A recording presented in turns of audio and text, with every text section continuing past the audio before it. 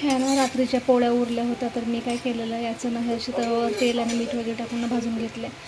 कारण की रोज रोज ते वाया जातात ना, फेकण्यात जातात डस्टबिनमध्ये, कारण इथे गाय वगैरे काही येत नाही, मग ते फेकावंच लागतं नाईलाजाने.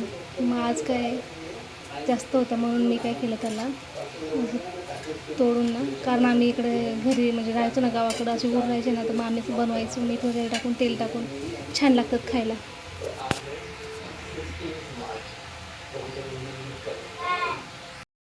Hello, welcome to my blog. तुमचं सगळ्यांचं खूप खूप मनापासून स्वागत.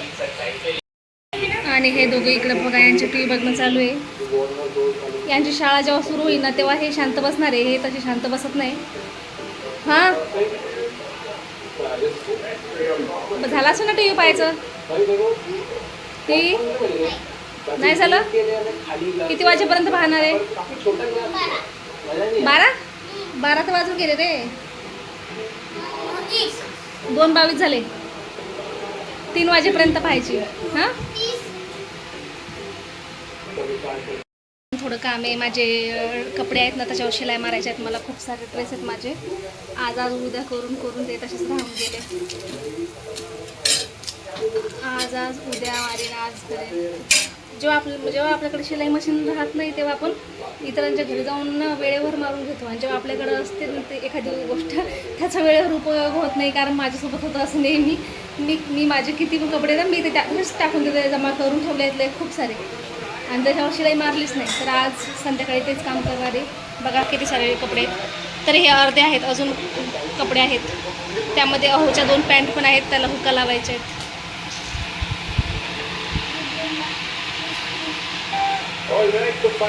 अहो इंटिमेशन देऊन गेलेत मला की माझ्या ह्या 2 पॅन्टला हुक्का लावून ठेवायच्यात म्हणून. तर ते येईपर्यंत ते पण करायचं. आणि जेव्हा अहो घरी असतात ना तेव्हा पाऊस नसतो, आणि जेव्हा अहो घरी असतात तेव्हा पावसाचं वातावरण असतं, आणि आज अहो घरी नाही येत तर ऊन पडले. म्हणजे पावसाचं म्हणणं असं असेल की बा तुम्ही घरीच फॅमिली टाईम स्पेंड करत जा, बाहेर जात जाऊ नका.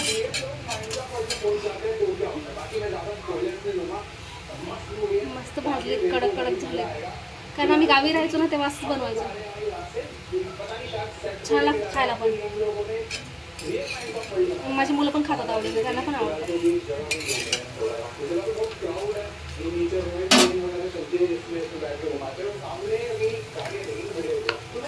अहो नाही खात माझी, त्यांना असं काही केलं ना ते खात नाहीत, कधीच नाही खात.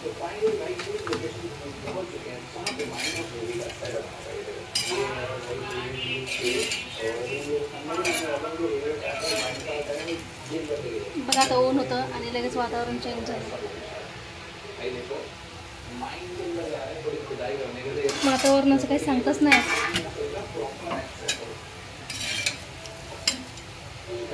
ते म्हणतात 7 तारखेला मिरूग लागतो काहीतरी, तेच कदाचित त्यामुळेच वातावरणात बदल होतो. हे भाजून झाले, छान भाजले. आज अहो पण घरी जेवायला येणार नाही आहेत. रात्री आम्ही जास्तच पोळ्या टाकून दिलेल्या. तसं म्हणजे रोजच्या ना 2 नाही तर 3 पोळ्या जास्त एक्स्ट्रा होतातच माझ्याकडून, आणि नाईलाजाने फेकावं लागतात. पण चांगलंही नाही वाटत फेकायला.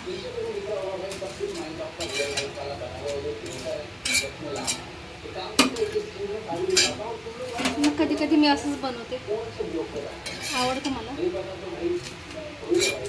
नेहमीच नाही बनवत, बाय चान्स कधी कधी, नाही तर मग कधी कधी त्या जातात वाया.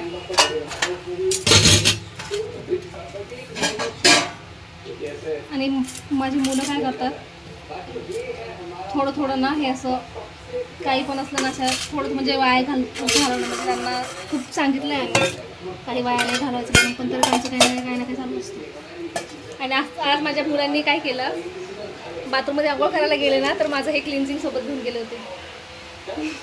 काय माहिती त्यांनी काय केलं, चेहऱ्याला लावलं की केसाला लावलं काही माहीत नाही. आणि मी पण काही विचारलं नाही. आता अहोंना सांगेन तर अहो मला ओरडतील, तुला लक्ष देता नाही का. ए खायचंय का रे हे तुम्हाला. अरे हे खाऊन तर बघ बघ ना. भाई ये भी देख लो माइनक्राफ्ट के क्लाउड कैसे होगा, कैसे लग रहा है कि भाई मतलब दोनों माइनक्राफ्ट के वर्ल्ड में आ चुके हैं. तो ये है हमारा मशरूम ट्री. ऐसे नाही लागत चांगलं. भाई मजा आ रहा है. हमारी जगह पे घूम रहे सारी चीजें एकदम रियल बना रखी है. कहां से आ गया भाई.